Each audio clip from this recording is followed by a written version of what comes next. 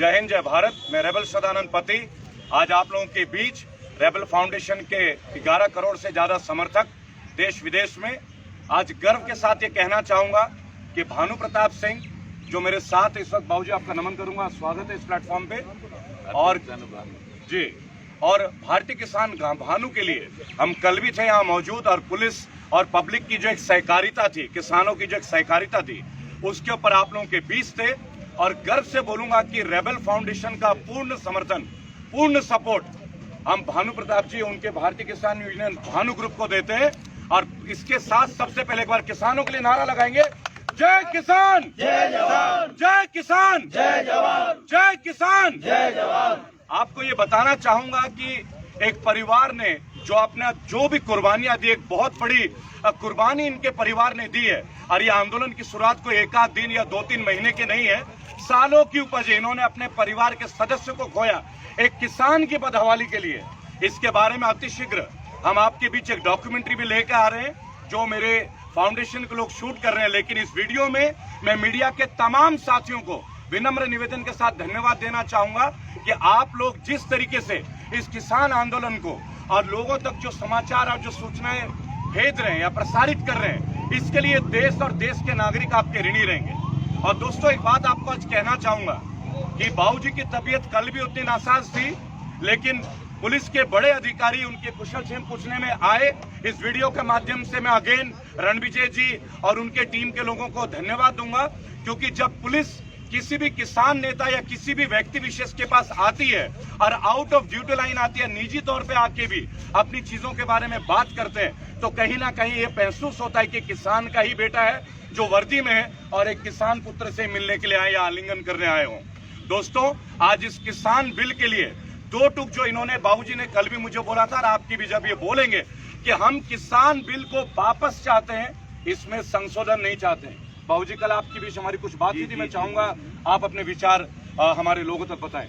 ऐसा है, जो हम तो भारत के किसान, मजदूर, गरीब, युवा, छात्र, वकील, मजदूर, डॉक्टर, सबके लिए, पुलिस, मिलिट्री, सबके लिए संघर्ष कर रही है। और हमारा मेन मुद्दा ये है कि हम मानव, जो भी मानव है, उसके लिए जहां अन्याय हो रहा है उसके लिए संघर्ष करने का, अन्याय के खिलाफ संघर्ष करने का संकल्प ले चुके हैं। हम मर जाए, औलाद चली गई, हमारा बेटा चला गया, लेकिन हमने जैसे महाभारत काल में अर्जुन ने अभिमन्यु के मरने के बाद और ज्यादा तेज तर्राटपना दिखाया था, वो हम दिखा रहे हैं। हम अब फुल फॉर्म में हैं। लेकिन हम तो मांग कर रहे थे किसान आयोग का गठन हो, किसानों को आजाद किया जाए, किसान आयोग फसलों के दाम तय करे और सरकार खरीदे। लेकिन तब तक सरकार ने ये 3 बिल घोष दिए। पहले हम कह रहे थे कर्जा माफ करे, तब सरकार ने नोटबंदी कर दी। अब ये उल्टे काम कर रही है सरकार, तो फिर अहिंसा को लेते हुए और लोकतांत्रिक प्रक्रिया के अनुरूप हम फिर आंदोलन करने का अधिकार रखते हैं, वो कर रहे हैं। चाहे वो 1 महीना चले, 1 साल चले, चाहे हम जब तक जिंदगी रहें तब तक चले, हमें इसकी कोई परवाह नहीं है।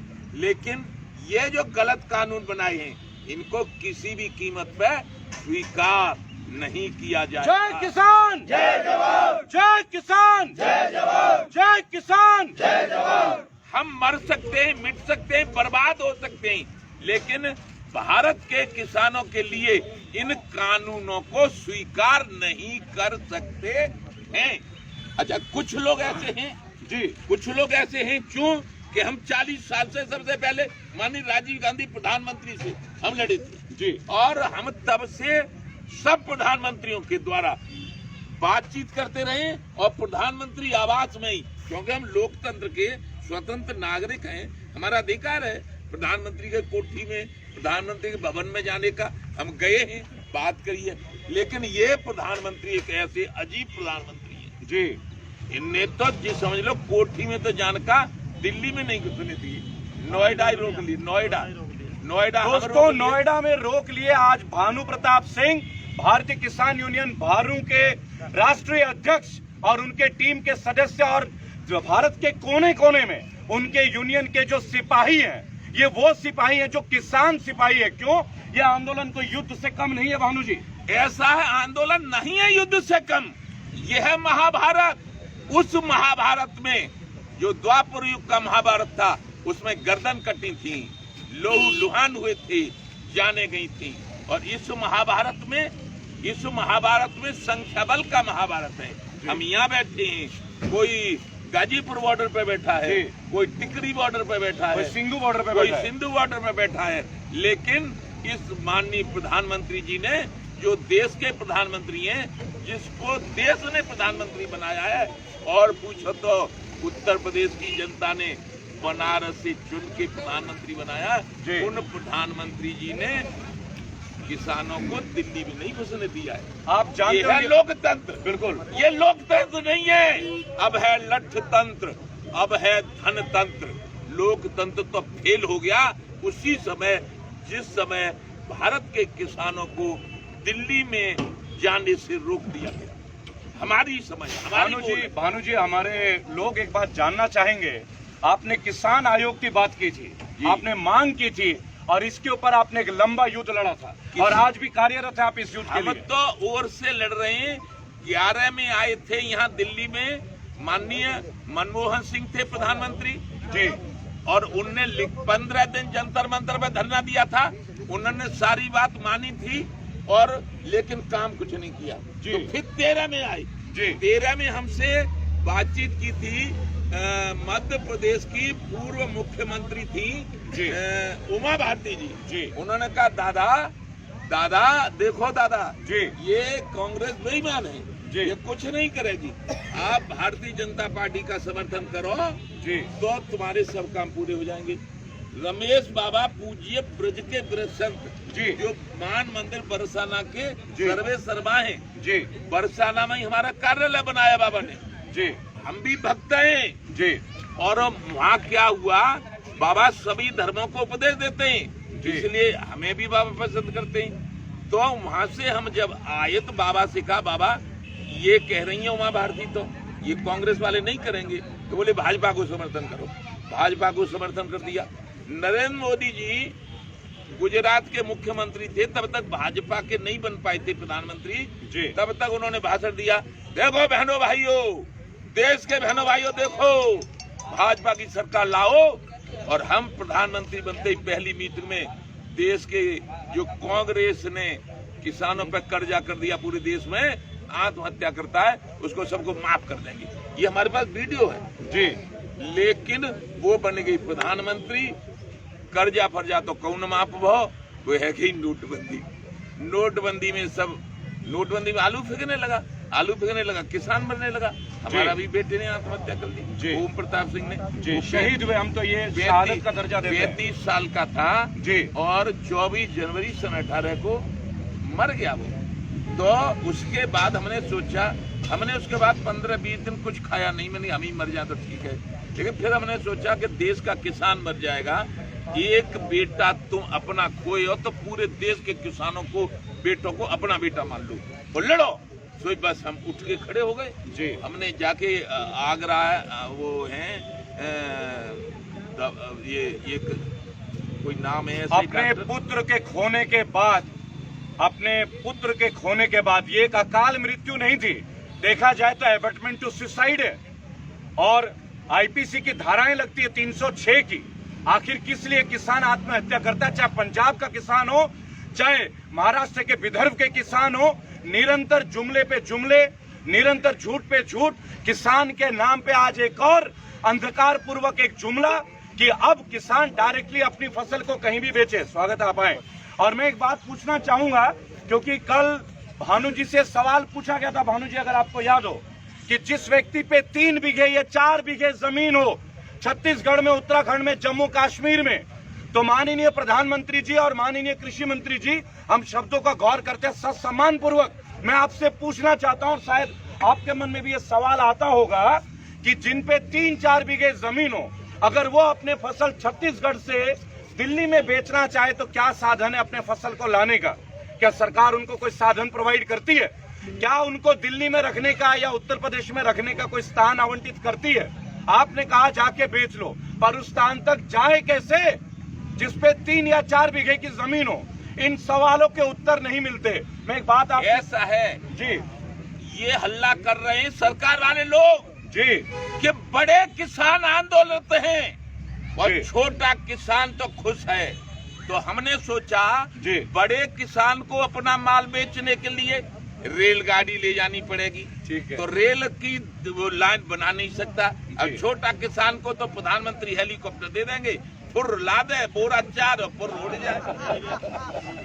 हेलीकॉप्टर में हेलीकॉप्टर छोटा किसान हाँ आलू ले जाएगा, आलू ले धान भी जाएगा, 2 बोरा आलू ला देगा हेलीकॉप्टर में और फिर रोड जाएगा, चला जाएगा ऊपर, बेच के फिर हेलीकॉप्टर में आ जाएगा। अरे तो छोटे ही तो किसान है, बड़े किसान को रेलगाड़ी में बनना पड़ेगा, वो रेलगाड़ी बन नहीं सकती। तो इसलिए हम आंदोलन तो अदानी जी भी तो बड़े किसान होंगे। अरे बड़े छोटे किसान है वो। अच्छा, हाँ, रेलगाड़ी वो छोटे किसान है वो, जी, जी। जहाज में चलेंगे। बड़े किसान हम हैं, जी। हम रेलगाड़ी में ले जाएंगे तो रेलगाड़ी ले लाइन बन नहीं सकती। ऐसा हमारे देखिए, आजाद भारत हुआ है, 2 लोग आजाद हुए, ठीक, राजनेता आजाद हुए अपनी तनख्वाह बढ़ाने के लिए, अपने भत्ते बढ़ाने के लिए, अपने वेतन बढ़ाने के लिए, और आजाद हुए उद्योगपति 1000 रुपया लगाकर 1 लाख बनाने के लिए। अब एक बात बताइए, सन 67 में जी, जब चौधरी चरण सिंह जी ने लेवी तय की थी तो गेहूं का मूल्य 76 रुपए कुंटल था और सरकारी टीचर को 70 रुपए तनख्वाह मिलती थी। 76 रुपए कुंटल गेहूं बताओ। और 70 रुपए तनख्वाह। आज सरकारी टीचर को तनख्वाह मिल रही है 50,000 रुपए शुरुआत में, और फिर तो 80,000 90,000, 1 लाख से ऊपर भी बेच तो 50,000 तनख्वाह हो गई। तो गेहूं की कीमत क्या होनी चाहिए ये बताओ मुझे पहले, हिसाब लगा के। बहुत बड़ा सवाल है, बहुत बड़ा सवाल है। कुपट आदमी हूँ। नहीं, ये तो जवाब मोदी जी दे पाएंगे। 76 रुपए तनख्वाह, 76 रुपए कीमत 67 में गेहूं की कुंटल की, और 70 रुपए सरकारी टीचर की तनख्वाह। ये था 1 महीने की तनख्वाह में गेहूं नहीं आता था जी। अब 1 महीने की तनख्वाह हो गई 50,000 शुरुआत में। अब क्या कुंटल गेहूं आएंगे? तो किसान के साथ घोर अन्याय, इसलिए किसान आयोग का गठन होना चाहिए और किसान आयोग फसलों के दाम तय करेगा और सरकार जिसको हम चुनते हैं वो खरीद करेगी और गरीबों को फिर कोटे से बांटेगी, फिर निर्यात करेगी, बच्चे से समुद्र में फेंक दी। कौन होती है सरकार ये कहने वाली? का किसान अपना चाया बेचे माल, चाया बेचे किसान अपना माल, चाया किसान अपनी का में अमेरिका में बेचेगा, हमें फ्रांस में बेचेगा, चीन में बेचेगा, कहाँ ले जाएगा किसान? अरे और फिर बेचेगा तो सुनो, हमारी मांग है, हम बेच लेंगे, जो कुछ भी कर लेंगे, या तुम पे कुछ नहीं होता है तो राष्ट्रपति शासन लागू करो और पूरा मंत्रिमंडल प्रधानमंत्री सहित इस्तीफा देके अपने अपने घर को जाओ और तमाम भारत होनी चाहिए इस बात पे। तमाम भारत के मुख्यमंत्रियों से इस्तीफा लो, कोई मतलब नहीं। राज्यपाल होता है प्रदेश में, राज्यपाल काम करेगा, गवर्नर रूल, हाँ गवर्नर रूल, और प्रमुख सचिव और गृह सचिव सब जगह काम करते हैं, और डीजीपी और फिर आईजी, डीआईजी, कमिश्नर और एसएसपी और सीईओ सब सिस्टम बना हुआ है। इनका क्या मतलब है दोस्तों? ये कुछ जानते ही नहीं। तो मेरे बुजुर्ग और किसानों के किसान पुत्र और धरती पुत्र भानु प्रताप सिंह, भारतीय किसान यूनियन भानु संगठन से, आज उन्होंने एक बात बोला कि किसान आयोग करो और राष्ट्रपति शासन लागू करो, क्योंकि इस मंत्रियों के शासन में अब कोई किसान को भरोसा नहीं रह गया। जय किसान, जय किसान, जय जवान। इनका आज मैं हाथ जोड़ के कह रहा हूँ सबसे, इनका तो सब कुछ बेकार है, अनाधुंध पैसा, इन्होंने बेईमानी।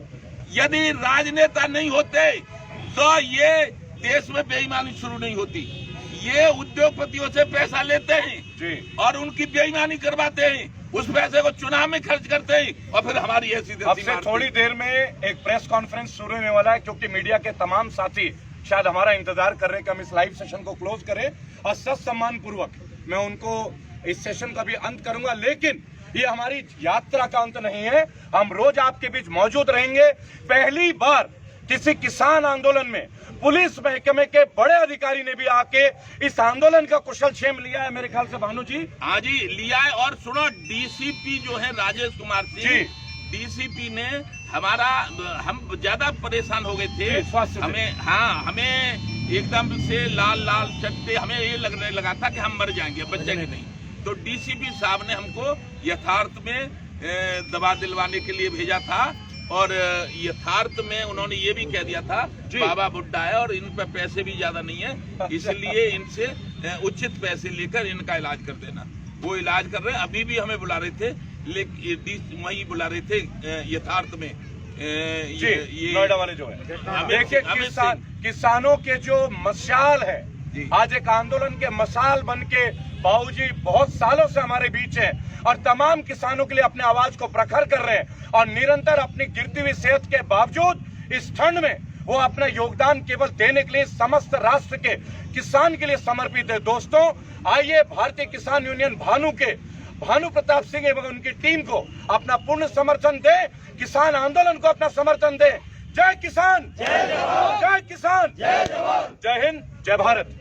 ताज़ा तरीन खबरों के लिए सीमांचल प्रेस को सब्सक्राइब करें, लाइक करें, शेयर करें।